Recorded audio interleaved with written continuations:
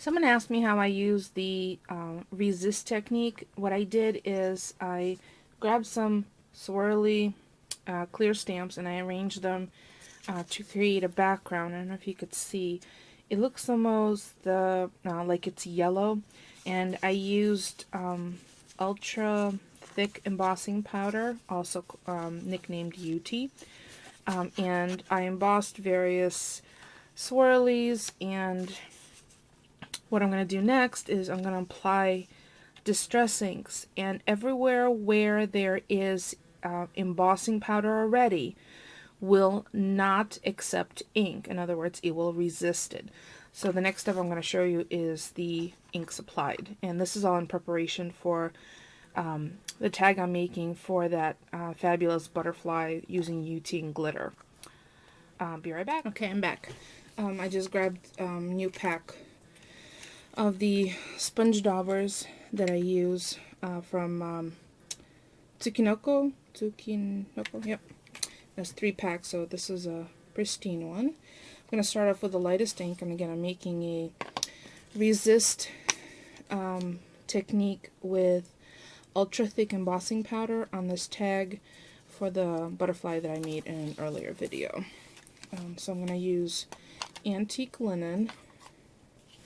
And I noticed that this lighter colors seem to dry out much faster than darker colors, which is okay. But since this is a new one, I ordinarily only use the corner for the dauber, but since this is a brand new dauber, I don't mind going everywhere. So I'm going to go around the outside, and I'm literally just using my desk, because my desk just wipes clean.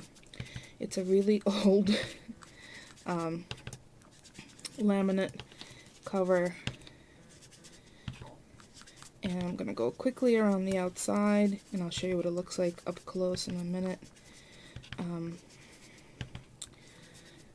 I like the control of using a dauber. I feel like I could put the pressure where I really need to. The resist shows up really nicely. And then almost dry, I'm just gonna run over the middle. So as you can see, everywhere there's ultra thick embossing powder, the actual color of the tag prior to ink being applied is visible. So as I keep layering it, the images of even some of the splatters is really cool, where the embossing powder splattered a little because I didn't use my my little anti-static pouch. So I used this antique linen. I'm going to take that dauber off, grab a new dauber, move on to peeled paint. And I'm using peeled paint because there's so much green in this butterfly, as you can see. So I'm going to ink up this dauber. Ew, come on. I might need to get some re-inkers for my distress ink so they don't give me distress. So I'm going to start off with the corners, always seeming to have much more wear and tear if we're trying to reproduce wear and tear on a paper over the course of years. And again, almost dry, pulled into the center. Wow, it looks a little bit like Christmas trees, doesn't it? Not what I was going after, but we'll see in a minute what's gonna appear. So I'm done with this one. Close that up, put it aside along with the dauber, and I will, since those are brand new, I will, I don't know if I should use aged mahogany or fire brick. I think aged mahogany. Fire brick might be a little too red. Since these are brand new daubers, I haven't used them for anything else. I don't have the color of the ink name on the side of it. This one I'm going to go a little lighter on because it's such a dark color. So I'm going to start off with the edges. I still want to have some of the green show up, so I might just use this with one pass on the ink pad. Wow, between the red and the green, it's really looking like Christmas. Well, we'll see what happens when I add glimmer mist and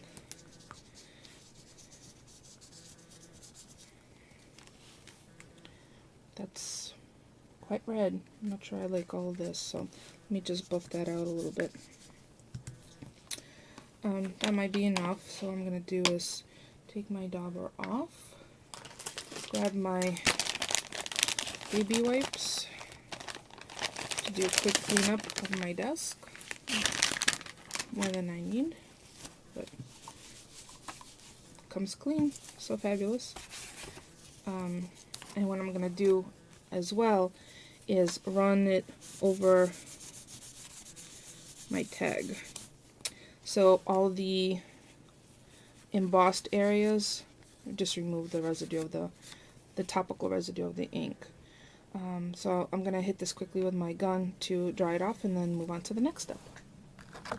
Okay, I bet you think this tag is now unrecognizable. Well, it actually is, because I didn't like the colors, the way the colors were showing up, the antique paper, peel paint, and aged mahogany.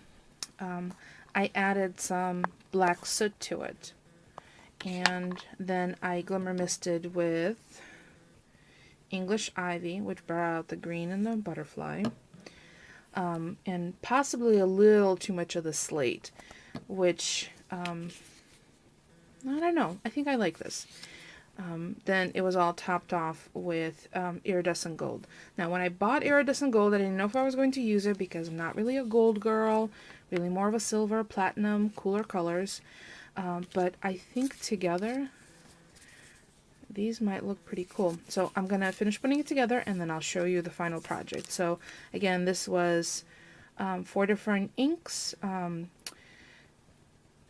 Resist technique with embossing powder and 3 glimmer mists, and it looks a little bit like really worn leather, but there's a lot of shimmer, bronzy, goldy. It's very nice. So I'll be back. Okay, I think I'm finished. I'm sorry that unless I'm reined in, I will just keep on going. So what I did is I added fibers, right here. There's some green and yarn, and some of them have glitter on them, or sparklies. And then over the fibers, I added a Prima flower, which started out white, shadow, sorry, white like that.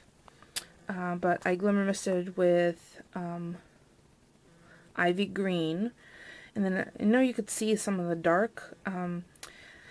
It's whatever's also in my box, in my glimmer mist box. If you don't put down paper towels into your spraying box, the next time you go to spray a project, it will pick up residuals of previous colors because glimmer mist is water-based. So the next spray of glimmer mist will reactivate at least the top layer of what's sitting in your box. So actually I have some highlights of a darker color, and that's okay with me. So that's, and then the very top layer, I put glossy accents on, and then a bling center. I pulled out the pearl one because it just didn't go with anything else on here. Then I have some Prima black pearl swirl. I cut a little piece off of a really large one, and a heart Prima bling in front of the butterfly. And the butterfly is totally 3D. I decided to just bend them in a little bit in the middle and add it on that way. So there's my tag with UD Resist Technique with Glimmer Mist, Tim Holtz. Oh my god, I'm looking right at them and I'm having a brain fart.